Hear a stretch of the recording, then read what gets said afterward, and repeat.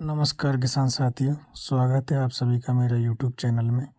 जैसा कि हम आपके लिए खेतीबाड़ी से संबंधित वीडियो के बारे में बताते हैं और खेतीबाड़ी की जो तकनीकी की जानकारियां होती हैं उनको हम आपके लिए आपके बीच तक रखते हैं, जिससे कि आप लोग अपनी जो खेती में होने वाली समस्याएं हैं या जो बीमारियां हैं या जो कीट पतंगे कैसे अपनी फसल की हम अच्छी वृद्धि कर सकें, अच्छा उत्पादन उससे प्राप्त कर सकें, उसके बारे में हम आपको तकनीकी जानकारियाँ देते हैं। उसी प्रकार हम आज आपके सामने तरबूज की खेती के बारे में तकनीकी जानकारियों को लेकर आए हैं।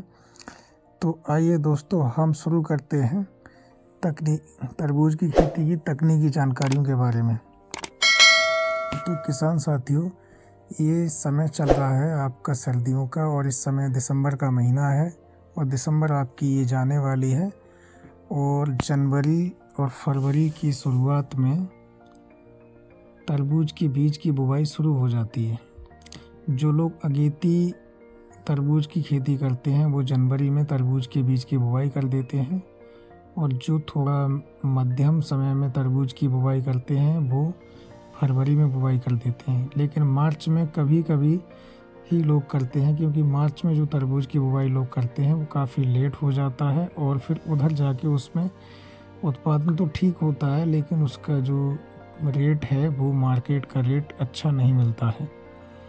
तो किसान साथियों, हम जानकारी शुरू करते हैं।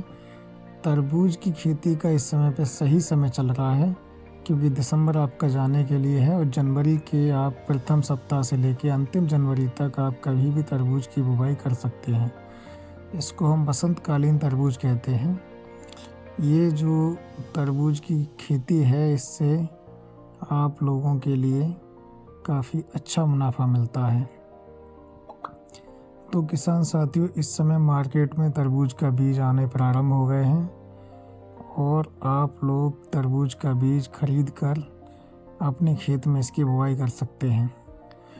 तो किसान साथियों, तरबूज की बुवाई की जो विधि है वो अन्य प्रकार से कई प्रकार से तरबूज की खेती की जो बुवाई है वो की जाती है।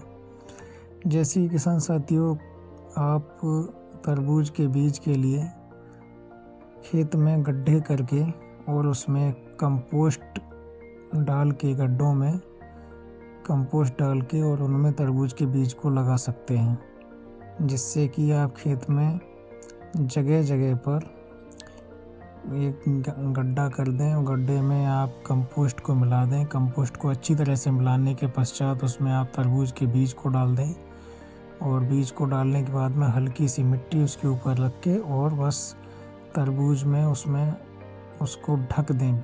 जो बीज आपने लगाया है उसको बीज को ढक दें अच्छी तरह से, जिससे कि बीज का जर्मिनेशन अच्छी तरह से हो जाए। और बस जर्मिनेशन होने के पश्चात में उसको हम देखते हैं कि धीरे धीरे लगभग 5 से 7 दिन में जर्मिनेशन होना शुरू हो जाता है। और इस समय पे क्योंकि ठंड अधिक पड़ रही है तो हमारे लिए उसको बीज को ढकना अनिवार्य रहता है, जिससे कि कुछ गर्मी होने से बीज का जमाव अच्छा हो जाए। जब बीज का जमाव अच्छा हो जाए तो बीज लगभग 15 दिन में आपका जो बीज है वो ऊपर आ जाता है और उसके लिए फिर हम उसमें आवश्यकता अनुसार पानी और आवश्यकता अनुसार हम उसमें उर्वरक देते रहते हैं समय समय पर।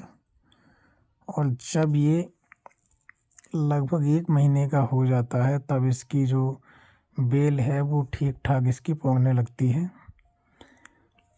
और उसके पश्चात में जब ये आपका 15 फरवरी या उससे ऊपर का समय होगा, उस समय पे इसमें आपके जो फ्लावर हैं वो बनने शुरू हो जाएंगे और फ्लावर बनने के बाद में फूल बनने के पश्चात उसमें कुछ छोटे छोटे फल आने प्रारंभ हो जाते हैं। फिर हमें फलों को और बढ़ाने के लिए और फलों की संख्या और अधिक आए, इसलिए हमारे लिए उसमें कुछ जो पीजीआर हैं उनका इस्तेमाल करना पड़ता है, जिससे कि उन पीजीआर के छिड़काव करने से जो हमारा फल है वो मोटा होना चाहिए हो जाएगा और बड़ा हो जाएगा और फलों की संख्या अधिक हो जाएगी। तो ऐसे में हमारे लिए हम कुछ जो पोषक है या नाइट्रोबेंजीन के कुछ जो उत्पाद हैं उनको हम ले सकते हैं और अपनी फसल में उनका छिड़काव कर सकते हैं। तो किसान साथियों, इस तरह से अगर हम अच्छी तरीके से फसल की देखभाल करेंगे तो हमारी फसल अच्छी होती है।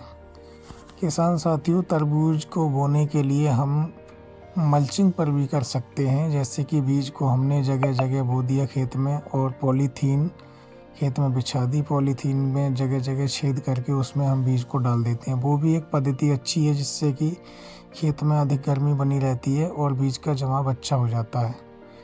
तो किसान साथियों, आप देख रहे हैं कि किस तरह से तरबूज की खेती हम अच्छी तरीक़ा से सही समय पर कर सकते हैं, क्योंकि ये सही समय चल रहा है।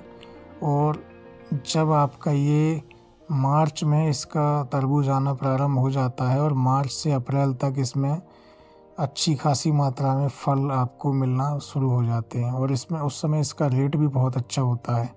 तो किसान साथियों, ज़ाहिर है आपको जानकारी अच्छी लगी होगी। जानकारी अच्छी लगी हो तो वीडियो को लाइक करें। चैनल पर अगर नए हैं तो चैनल को सब्सक्राइब ज़रूर करें।